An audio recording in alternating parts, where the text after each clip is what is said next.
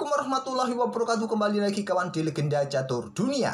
Magnus Carlsen tidak mampu mempertahankan gelar juara dunia rapidnya, tapi masih mampu mempertahankan gelar juara dunia blitznya. Itu pun harus berbagi titel dengan Ian Nepomniachtchi. Dalam pertarungan di final yang cukup ketat kawan, akhirnya mereka sepakat untuk berbagi titel. Pertama kali terjadi di kejuaraan dunia yang diselenggarakan oleh FIDE kawan. Tapi bukan hal yang baru kawan. Di tahun 2018 di turnamen Sinquefield Cup kawan, Magnus, Caruana, dan Levon Aronian juga berbagi titel, malah 3 orang sekaligus. Jadi bukan hal yang baru, tapi baru pertama terjadi di kejuaraan dunia. Nah, perjalanan Magnus Carlsen di kejuaraan dunia rapid dan blitz 2024, ya kalian tahulah ada drama Blue Jeans Gambit dari Magnus Carlsen. Setelah babak ke-8, Magnus Carlsen memutuskan mengundurkan diri dari turnamen. Setelah tidak mau mengikuti peraturan atau aturan dari FIDE mengenai aturan cara berpakaian kawan, Magnus memilih untuk mundur dari kejuaraan dunia rapid dan blitz. Setelah berdiskusi selama 2 hari dengan FIDE kawan, akhirnya Magnus Carlsen bersedia kembali di kejuaraan dunia blitz. Di kejuaraan dunia blitz, Magnus Carlsen memetik 6 kali menang kawan di babak penyisian, babak Swiss 13 babak, dan 7 kali remis. Bersama Ian Nepomniachtchi tak terkalahkan, dan bersama pemain-pemain yang lain mendapatkan 9,5 poin. Magnus lolos ke babak knockout. Kemudian di babak knockout, Magnus langsung berjumpa dengan, sebentar saya buka dulu terlebih dahulu ya bracketnya. Magnus langsung berhadapan dengan Hans Niemann Moke kawan. Magnus mengalahkan Hans Niemann dengan skor 2,5, 1,5. Magnus Carlsen sempat kalah di game kedua kawan. Setelah pada game pertama imbang, Magnus dikejutkan oleh Hans Niemann kawan, kena skakmat Magnus Carlsen di game kedua. Kemudian Magnus akhirnya membalas pada game ketiga dan game keempat.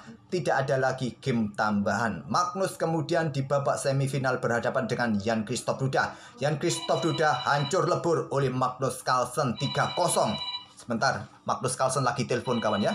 Sebentar ya. Siapa?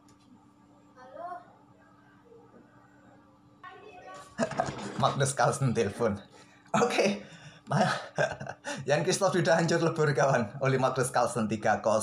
Sedangkan Ian Nepo mengalahkan Volodar Mursin terlebih dahulu sebelum mengalahkan Wesley So kawan. Ini juga cukup ketat ya, saling mengalahkan. Kemudian harus diakhiri pada game kelima oleh Ian Nepomniachtchi. Dan di partai final seperti yang kalian tahu, kemarin sudah sedikit saya jelaskan ya, Magnus unggul terlebih dahulu dari Ian Nepomniachtchi 2-0, hanya butuh hasil remis saja pada game ketiga. Tapi Ian Nepo membalas di 2 game berikutnya dan ditambah lagi 3 game berakhir remis. Akhirnya mereka sepakat untuk berbagi juara. Siapa yang diuntungkan kawan? Apakah Magnus ataupun Ian Nepo? Sepertinya Ian Nepo ya. Lumayan lah, walaupun tidak menjadi juara dunia klasik, paling tidak pernah mencicipi juara dunia blitz kawan. Oke, kemarin sudah kita ulas permainan Magnus Carlsen versus Ian Nepo kawan. Saya akan coba ulas permainan Magnus Carlsen di babak knockout ini ya, yaitu permainan Magnus Carlsen terlebih dahulu menghadapi Hans Niemann Moke. Nanti kita susul satu game lainnya dari Magnus Carlsen berhadapan dengan Jan Christoph Duda. Namun sebelum kita ulas game Magnus Carlsen, izinkan admin ini promosi channel kedua kawan. Nama channel ini sebelumnya adalah Catur Mini, admin ganti di tahun baru kemarin kawan. Sekarang admin beri nama Blunder Brilliant. Tidak ada banjaan, tidak ada selamatan, apalagi tumpengan, apalagi giveaway. Langsung admin ganti dengan nama Blunder Brilliant. Terinspirasi dengan langkah-langkah Blunder dan Brilliant yang sering kita ulas kawan. Bagi kawan-kawan yang belum tahu channel kedua admin ini, silahkan kalian kunjungi. Bisa kalian subscribe ataupun cuma kalian tonton saja videonya, nggak ada masalah. Ya sudah ada beberapa video yang admin ulas. Coba lihat sudah ada 96 video kawan. Sebetulnya ini channel lama, dulu berisikan catur 3 dimensi, tapi lama nggak aktif, akhirnya sempat off kawan, 1 tahun atau 2 tahun ya, baru admin aktifkan lagi. Ya berisikan game-game yang pendek, tidak lebih dari 9 menit, bahkan rata-rata antara 8 menit, 7 menit kawan. Mungkin inilah durasi yang kalian inginkan. Nah, disinilah admin buat video yang lebih pendek ketimbang legenda catur dunia dengan permainan ugal-ugalan, permainan brutal kawan. Di sini juga ada video shotnya juga, beberapa pola skakmat saya upload di sini, ada beberapa jebakan juga kawan. Oke, itulah kawan channel kedua admin Blunder Brilian. Silahkan kalian kunjungi dan subscribe tentunya. Oke, sekarang kita ke permainan Magnus Carlsen versus Hans Niemann terlebih dahulu. Nanti kita lanjut permainan Magnus versus Jan Christoph Duda. Oh iya kawan, 2 hari yang lalu admin juga mengupload ya, mengulas permainan Magnus Carlsen versus Hans Niemann Moke di babak penyisian kawan. Gamenya pendek ya, harusnya game itu panjang, berakhir di langkah ke-60 lebih. Padahal admin itu loh sudah nonton live streamingnya. Kok di rekaman, pas rekaman hanya menampilkan sampai langkah segitu saja setelah benteng sikat gajah. Admin berhenti. Ternyata di Lichess ataupun di chess.com juga segitu kawan data BGN-nya. Selanjutnya tak tercover oleh server. Tapi setelah admin selidiki ya, di database yang lain 60 langkah Pak, 60 langkah lebih. Pas rekaman juga admin juga rada aneh. Baru ngeh atau sadar setelah kalian ingatkan di kolom komentar bahwa game itu panjang. Baru ngeh admin kawan.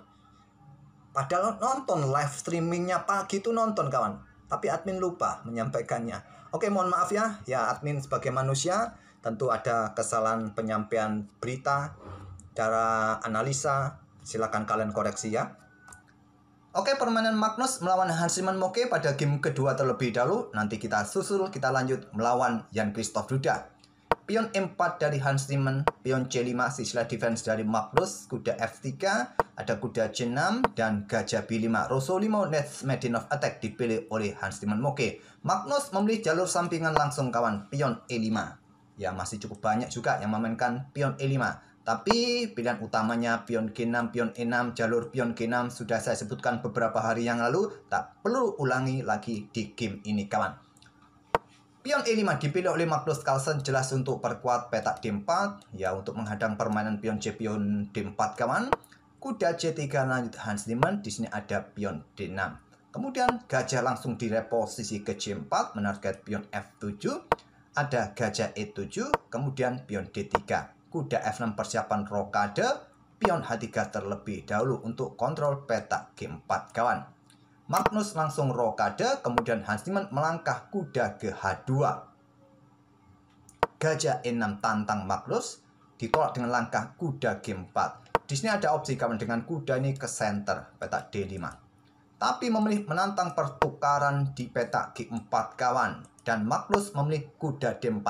Magnus sangat cepat melangkah kuda ke D4, coba lihat. Dari 37 detik ke 38 detik kawan. Magnus juga punya opsi seperti ini. Kuda caplok pion E4. Untuk mendapatkan gajah di sini kawan. Kalau diambil menggunakan pion, dapat gajah di sini. Sebentar ya. Waalaikumsalam warahmatullahi wabarakatuh. Oke lanjut kawan. Magnus melewatkan taktik seperti itu. Kalau kuda ini diambil balik menggunakan kuda, Magnus bisa garpu 2 perwira. Magnus melewatkannya sangat cepat, dia bermain dengan kuda D4 dan ada pion A4, kemudian pion A6. Di sini kuda caplok kuda F6 lanjut Hans Niemann ambil balik oleh gajah. Sekarang kuda ke D5, coba ancam gajah. Gajah G5 diadu sesama gajah gelap, opsi terkuat, atau dengan benteng B8 untuk sokong lajur B-nya kawan, tapi Magnus langsung bermain dengan pion B5. Pion pukul, di sini kuda ambil balik, selanjutnya gajah D2 lanjut Hans Niemann Moke. Setelah gajah G5, gajah A5 menolak pertukaran, mencoba menyerang menteri, menteri ke B8, coba menarget pion di belakang kawan, dan di sini Hans Niemann rokade. Raja H8 lanjut Magnus, Hans Niemann melangkah menteri keluar ke H5, serang gajah, gajah tarik mundur, pertukaran, ambil balik oleh menteri, kemudian Hans coba buka lajur F dengan pion F4. Magnus menahan diri dengan pion F6, buka sebanyak mungkin akses bagi gajah terangnya kawan, tapi ini juga memperlemah posisi gajah terangnya kawan. Dibuka dengan pion F pukul pion E5, pion D pukul balik pion E5. Magnus memperlemah pion-pionnya kawan di sisi menteri. Ya, dia ingin konsen di sisi raja, pertahanannya Kemudian di sini raja ke H2. Setelah dorong maju pion ini kawan, gajahnya lemah, tidak berkoordinasi dengan pionnya. Tapi sayangnya Hans Niemann juga melewatkan taktik dengan pengorbanan kuda di peta F6 ini kawan. Ya, jelas ya. Di sini ancaman skakmat, jadi kuda harus disikat terlebih dahulu dengan benteng untuk menjaga gajahnya. Benteng pukul benteng. Kalau kalian ambil menggunakan pion, rusak struktur pion, gajah jatuh, ambil dengan menteri, tidak dengan gajah pukul gajah, tapi sikat kuda. Nah, coba lihat. Inilah yang terlewatkan oleh Hans Niemann Moke, kawan. Dia melangkah raja ke peta H2. Kuda D6, pion B3, pion A5, kuda C3, menantang pertukaran gajah terang, diterima dengan kuda yang sikat gajah C4. Hans Niemann ambil balik menggunakan pion D, kawan. Membuat pionnya terpisah di pusat. Hans Niemann tidak ingin Magnus mempunyai pion bebas. Jadi dia ambil balik menggunakan pion D. Magnus menusuk ke baris kedua ancam kuda. Kuda A4 serang pion. Magnus ambil pion C2. Kuda ambil pion C5. Selanjutnya gajah tarik mundur serang menteri. Menteri ke D1 menantang pertukaran, diterima Magnus. Diambil balik menggunakan benteng F. Benteng A tetap menjaga lajur A, mengincar pion. Di sini benteng F B8. Raja G8 atau pion H5. Buka langsung agar tidak ada masalah di baris belakang. Oke, Magnus mencoba menekan pion ini, kawan. Apakah nanti diikuti doubling benteng? Tapi cukup kuat, kawan. Posisi pion ini dijaga oleh kuda. Benteng A3 perkuat posisi pion agar kudanya juga leluasa bergerak. Di sini benteng C8 lanjut Magnus. Benteng A7 diangkat, kawan, yang kuat. Atau tetap ya bermain dengan pion ini. Buka ruang secepat mungkin pergerakan bagi raja. Oke, dengan benteng C8. Kuda B7 menghindari serangan benteng. Nah, masih pion H5 atau raja langsung geser. Memilih dengan langkah benteng AB8, menarget kuda, menarget pion, kawan. Di sini kuda ke D6, langkah bagus, serang gajah, serang benteng, kawan. Tidak tergoda untuk caplok pion ini, sekaligus coba pertahankan pionnya sendiri karena ada gajah G6 juga memberikan tempo bagi hitam mencoba menekan pion lemah. Oke, langkah bagus dari Hans Niemann, garbu benteng, garbu gajah. Benteng akan naik ke peta C7 untuk pertahankan gajahnya sekaligus, kawan.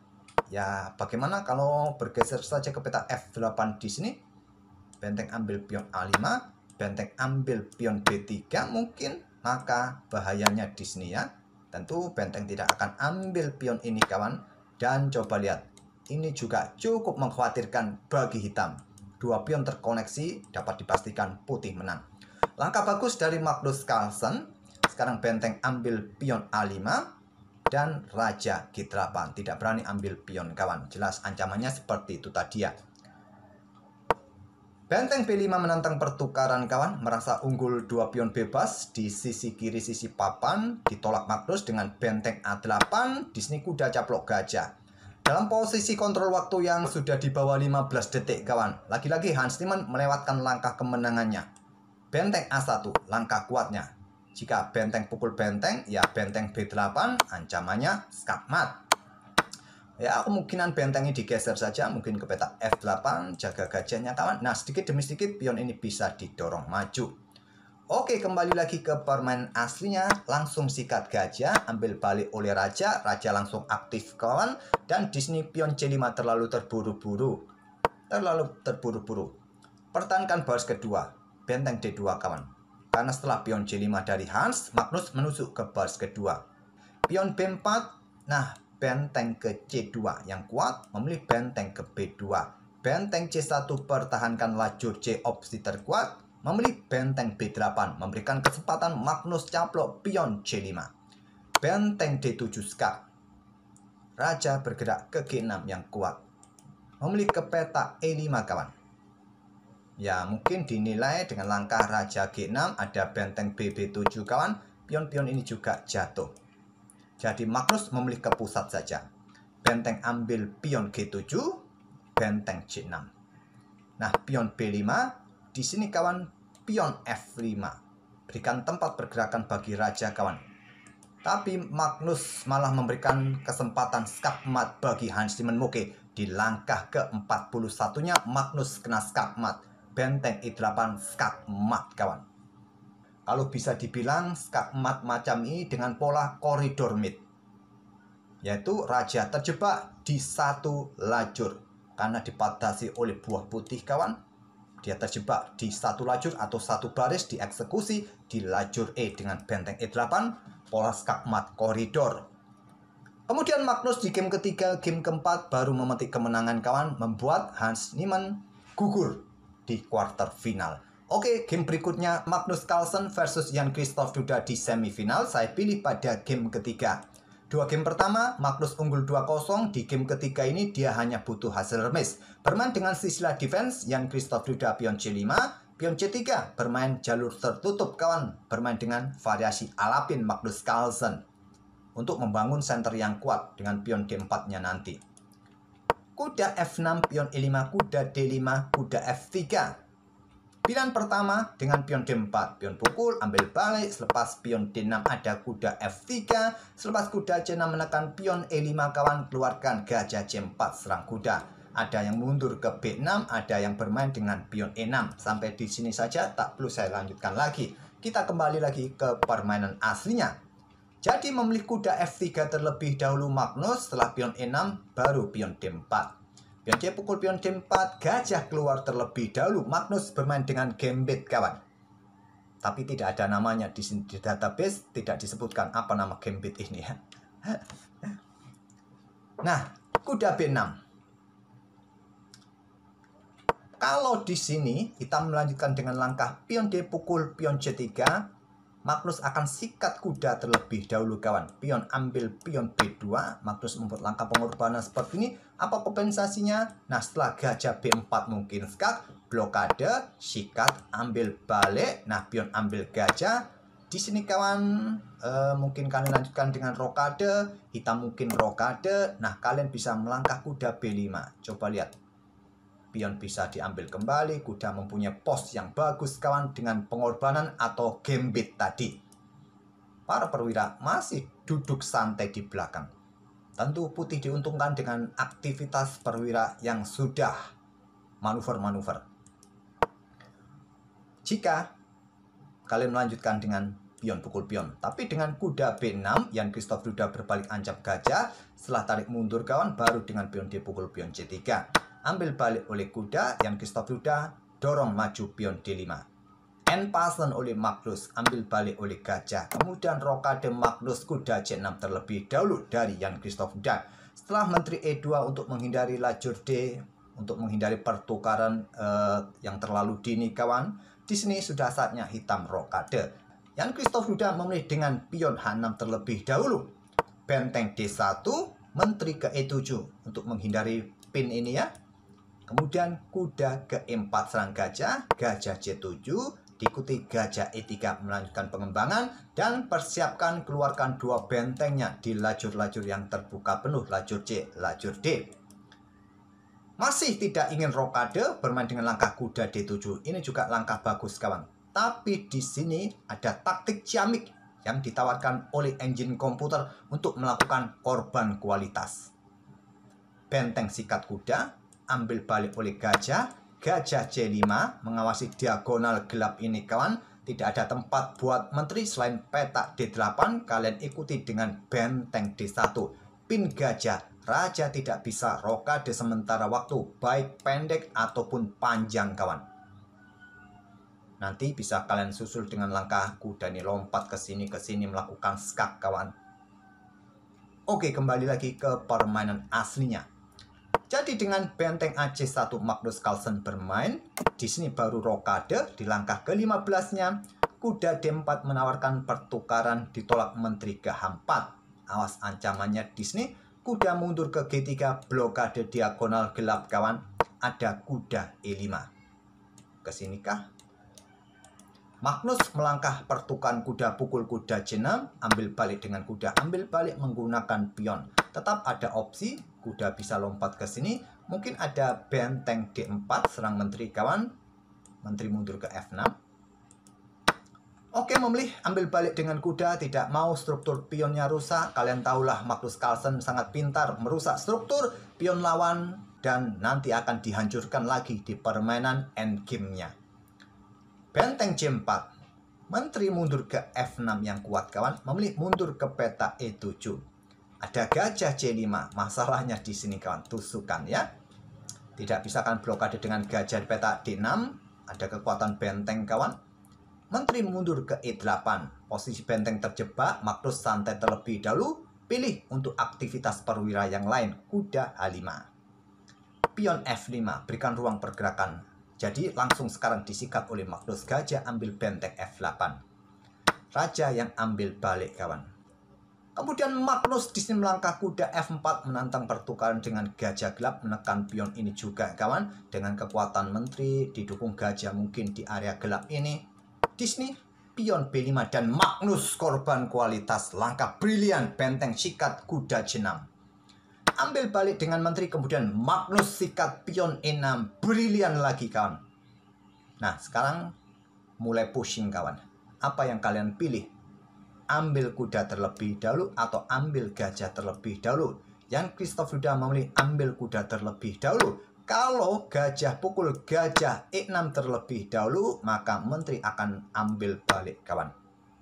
Akan ambil balik, diikuti kuda di sini bisa skakmat. Jadi menteri pukul menteri, ambil balik oleh kuda, hitam kalah jumlah perwira nanti. Apakah ada opsi yang lain kawan untuk menyelamatkan dari ancaman skakmat? Ya, inilah langkah terbaiknya saya rasa ya. Kalau kalian sikat kuda ini, ya menteri jatuh lah ya. Jadi langkah terbaik juga untuk ambil kuda dipilih oleh Jan Christoph Duda. Gajah sikat kuda F4, Magnus melanjutkan dengan benteng D8 skak. Raja ke E7, tak ada pilihan yang lainnya. Nah, di sini benteng sikat gajah C8 terlebih dahulu. Ada opsi yang kuat juga dengan benteng, maksudnya gajah ke D7. Mendapatkan menteri langsung. Raja ambil benteng, gajah pukul menteri. Kalian masih bisa bermain dengan gajah. Sama, nanti juga Magnus hanya bermain dengan menteri melawan dua perwira kawan. Setelah benteng ambil gajah, ambil balik oleh benteng, baru gajah D5 skak, open skak. Raja geser, gajah ambil menteri. Ambil balik oleh benteng, Magnus dengan menterinya melawan benteng plus gajah. Dengan jumlah pion yang sama sementara. Pion G3, ancam gajah, berikan ruang pergerakan bagi raja agar tidak ada masalah back rank kawan. Karena ada ancaman di sini ya. Nah, gajah mundur ke E5. Sekarang Magnus mulai preteli pion satu persatu, ancam benteng. Menteri mundur, maksudnya menteri maju ke D7 ya. Coba serang pion yang di sini, benteng ambil pion B2, Magnus tangkap pion A7. Benteng D2 di sini, Magnus melangkah menteri B6 skak. Mundur ke F7, menteri A5 serang benteng, benteng skak, raja maju, posisinya di ruang terang, aman kawan, dan tinggal dorong pion Magnus. Raja F6, mulai dorong, gajah D4, menarget pion ini kawan. Menteri D8 skak, raja G6, menteri D6 skak, raja mundur, mulai dorong pion. Di sini benteng D2 menarget pion ini kawan. Magnus menteri F4. Di sini Jan Christoph Duda menyerah. Ancam benteng, lindungi pion juga, ancam gajah kawan. Dan tak perlu kita lanjut lagi. Kita lanjut saja ya. Benteng ambil pion skak, ambil oleh menteri, ambil balik, ambil balik. Nah, raja kalian terlalu jauh untuk mengawal pion putih ini ya. Tak perlu kita lanjut sampai promosi. Sungguh terlalu kalau kalian nekat nyuruh admin untuk promosikan pion ini. Sungguh terlalu. Oke, itulah kawan perjalanan Magnus Carlsen sebelum berhadapan dengan Ian Nepomniachtchi di partai final kejuaraan dunia Blitz. Yang akhirnya mereka berbagi titel gelar juara dunia Blitz tahun 2024. Oke, semoga permainan para pemain ini bisa menghibur kalian di hari Kamis untuk mengawali aktivitas tahun baru kalian kawan. Dan semoga saja di tahun ini kita tetap ya diberikan kesehatan, keberkahan, dan kelancaran untuk menjalankan segala aktivitas dari Allah Subhanahu wa Ta'ala. Amin ya Rabbal 'Alamin. Terima kasih sudah mampir tiap hari. Jangan lupa like, comment, serta subscribe bagi kawan-kawan yang baru mampir. Wassalamualaikum warahmatullahi wabarakatuh.